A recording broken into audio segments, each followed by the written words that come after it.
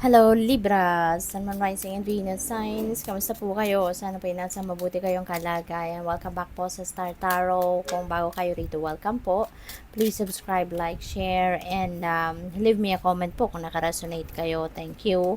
And bukas na po yung channel ko for membership. So, you may check out kung ano yung mga perks, no, na nandiyan dyan. At baka interested kayo. Thank you. So, first message ninyo, Inner Alchemy. Inner alchemy is achieved when you react to fear with love. Ayan. So, kasi magkakaroon kayo ng pagkikreate dito ng magandang pagtingin, no, sa mga pangyayari sa buhay ninyo. You are going to be transmuting, no, any negativity, kumbaga, na nararamdaman ninyo into something positive, specifically into love, no? Kasi maaaring meron ditong mga change of energy, no, may energy shift na maaaring magkakaroon kayo at this time, no, na imbes na magalit kayo, biglang magkakambyo, no, yung pakiramdam ninyo, at instead na mabibwisit kayo, magagalit kayo, parang mapapangiti na lang kayo or matatawa na lang kayo, no, sa pangyayari. May mga ganong sigurong reaction kayo, no, na may experience around this time. You will be able to transmute any negativity into something positive. And sabi dito, you are amazing, you are magnificent and unique, but most importantly, you are enough. Kaya wag na wag po ninyong iisipin na you are lesser of a person compared to other people. Wag na wag ninyong ikukumpara ng sarili ninyo sa iba. Okay? Kasi we are all unique. No, hindi tayo pare-parehas. Although, sabihin na natin na we are all created equal, lahat tayo biniyayaan ng Diyos, no, ng Panginoon, ng talents, skills, and gifts. Lahat tayo may ganon, pero iba-iba pa rin. Iba-iba pa rin yung talento natin, iba-iba pa rin yung mga gifts natin na binigay sa atin, yung ganon, no? But we are all good enough. Kaya hindi pwedeng sabihin ninyo na hindi ako magtatagumpay kasi hindi ako kasing galing ni kung sino man ang kinukumparahan ninyo ng inyong sarili. So don't do that, no, Libra, kasi lahat tayo may kakayanan, lahat tayo may capabilities, lahat tayo equipped, no, with something na magagamit natin para tayo ay magtagumpay. Okay? Never ever compare yourself to others kasi hindi pwedeng magkakaparehas tayo ng kung sino man. Iba-iba tayo ng path na pinagdadaanan, iba-iba tayo ng challenges na pinagdadaanan, kaya walang pagkakataon na magiging parehas tayo sa kung kanino man, no? Hindi. Iba-iba tayo ng destiny. Okay? Kaya wag mong isipin na you are lesser of a person compared to other people. Wag mong mamaliitin ang inyong sarili. Okay? Dahil lahat tayo may kanya-kanya tayong talento, may kanya-kanya tayong capabilities, may kanya-kanya tayong gift and skills na binigay sa atin ng universe. Okay? Kaya ito, no, you are amazing, you're magnificent, you're unique, you're enough. Yun ang isipin ninyo. Okay? So we have patience, be patient, and allow destiny to unfold at its own pace. Okay? Be patient. Huwag kayong magmamadali or huwag ninyong ipipilit, no, kung ano man yung outcome na gusto ninyong mangyari. Kasi lahat, no, we should always remember that lahat ng nangyayari sa buhay natin ay nangyayari in divine order and timing. Okay? Lahat yan kagustuhan ng Divine Universe. Kaya, ang maganda, mag-surrender na lang tayo sa Divine Universe, mag-surrender tayo sa Panginoon, mag-surrender tayo sa natural ebb and flow of life. Okay? Hayaan natin ang destiny ang magdikta. Okay? Ng kung ano ang para sa atin. Kasi kung ano man ang para sa atin, it won't pass you by, no? Whatever it is that is meant for you won't pass you by. Kaya, habulin mo man o hindi, no? Kung para sa'yo, para sa'yo. Okay? We have signs, The universe has been gently nudging you forward by revealing to you signs and synchronicities.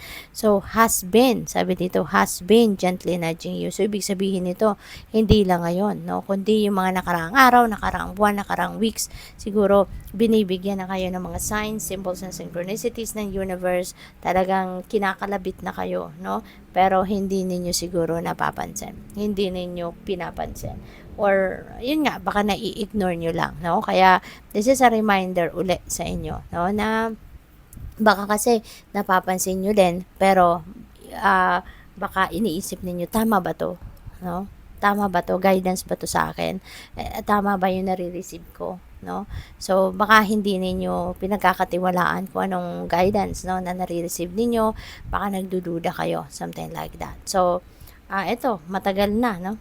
The universe has been gently nudging you, no?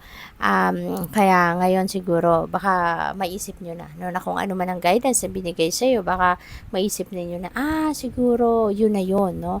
Yun ang gabay sa akin ng universe, no? Yung ganon. Kasi if you're going to tune into yourself, mararamdaman din ninyo yan, Libra. You will be able to feel it, no? When you are tuning into your intuition, you're tuning into your soul, you're tuning into yourself, mararamdaman mo na eto na yon, no? Kung may go signal na sa iyo na ang universe na binibigay sa inyo, mararamdaman mo. Kasi, mafe-feel mo na magaan ang pakiramdam mo, mafe-feel mo or mapapansin mo na yung paligid mo parang umaayon na, no, sa gusto mo, sa mga plano mo, maaring may mga support na opportunities na dumadating sa iyo, 'di ba, na makakatulong sa iyo para ma-carry out mo kung ano man yung gusto mong gawin. If you are tuning in, no, to yourself, mararamdaman ninyo yan. Mararamdaman ninyo. Kasi your intuition will send you a signal, no? Kaya nga importante that you are listening to the wisdom of your body. Kasi yung intuition ninyo, portal yan, ano, sa gabay ng Divine Universe. Magsisend yan sa iyo ng signal na ito na yun, yung taong ito, nakakausap mo, ito yung makakatulong sa iyo. Pakinggan mo yung mga sinasabi niya, pakinggan mo, sundin mo kung ano man yung mga tips na binibigay din niya sa iyo or kung ano mga impormasyon na binibigay niya sa iyo, something like that, or yung mga opportunities na dumadating sa inyo, you know, your intuition will give you a signal, will send you something, no, na mararamdaman mo na this is for you, that opportunity is yours, that possibility is yours, no, na kailangan mo nang i-embrace. Kaya kung hindi ninyo pinapansin, kung hindi ninyo pinagkakatiwalaan, no, yung mensahe na nare-receive ninyo, hindi ninyo talaga yun makukuha, 'di ba? Patuloy kayong mag-iintay, no? Patuloy kayong mag-aantay ng pagkakataon. Pero hindi nyo alam, nandiyan na pala kasi hindi mo lang pinapansin, no? So, maybe you are ungrounded, no? Kaya hindi ninyo napapansin. Maybe you are ungrounded. Kaya anuhin ninyo yung inyong sarili. Ground yourself, no? Siguro mag-meditate kayo, mag-reflect kayo, no?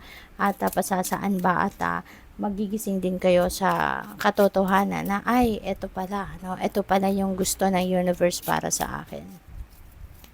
So, maraming salamat po sa mga nakapag-subscribe na sa aking channel, sa mga nagdo-donate po, sending me super thanks, maraming salamat, at sa mga hindi nag-skip ng ads po, maraming salamat. And again, please don't forget to subscribe, to like, and share my videos, and leave me a comment. Thank you.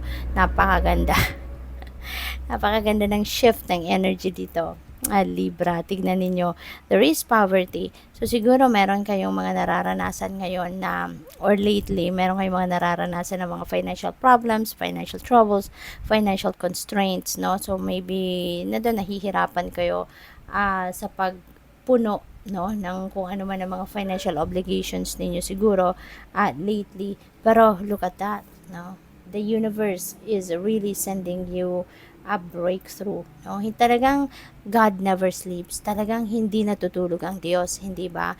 Kaya patuloy lang kayong umasa for the best possible outcome. Patuloy lang kayo na maging positibo ang energy na ipoproject ninyo despite problems or obstacles na nararanasan ninyo. Kahit may mga problema, maging positibo pa rin kayo. Always look for the positive aspect of your situation kasi hindi natutulog ang Diyos. Tignan mo, meron kayong poverty na nararanasan, then there is sudden wealth after that na pwedeng dumating sa inyo. Okay, in order for you to receive, to attract this positive energy, don't dwell on the problem itself anymore. Wag kayong malungkot, wag kayong low vibe dahil sa problemang ito. Umasa lang kayo na talagang bibiyayaan kayo ng universe. The universe will send you whatever it is that you need, okay, para na ma-attract ninyo yung positive energy. Okay? So, there is sudden wealth that might come your way, Libra, at matutugunan ng mga problema ninyo pang kaperahan. Okay? So, ngayon, meron sudden wealth. There is, this is, ay sorry po, nagalaw yung camera. This is a windfall of money. So, pwedeng kung saan ito manggagaling, depende sa inyong sitwasyon. But this could come from, tawag dito, mga game of chance, no? Kasi ruleta ito eh. I mean, this is a slot machine, na makikita natin sa casino. So, pwedeng ang iba siguro sa inyo nagka-casino, pwedeng ang iba sa inyo tumataya ng loto, tumataya ng STL, or may mga raffles, kayong sinasalihan. So, siguro, baka dyan ninyo makukuha, no? Doon sa mga tumataya, baka doon ninyo makukuha yung swerte ninyo, yung sudden wealth na ito.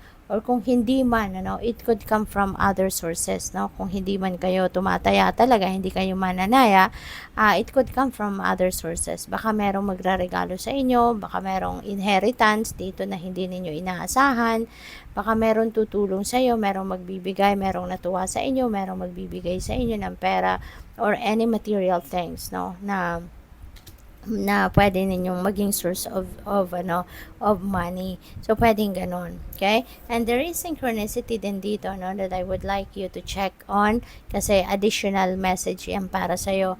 Number 11 is a master number, tapos 777 is an angel number. So, please look that up. Okay? Tignan po ninyo kung anong ibig sabihin ng mga numbers na yan kasi that is additional guidance para sa'yo. Okay?